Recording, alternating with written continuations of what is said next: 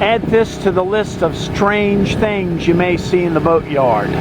Looking at this older boat, 70s model, guessing, and you can see the red bottom paint, and you can hear a compressor running in the background. Can't do anything about that. But look at this boat. It's clearly a planing hull boat, twin screws, and it's got this huge aftermarket keel in place.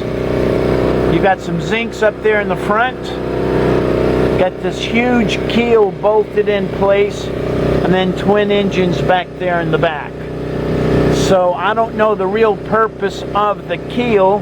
Is it to protect the rudders, or is it to help keep the boat go straight when it's in a rough sea? Looking at this, you can hear it is a metal boat, not fiberglass.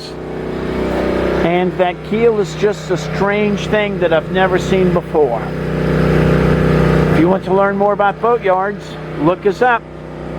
Ask Captain Chris.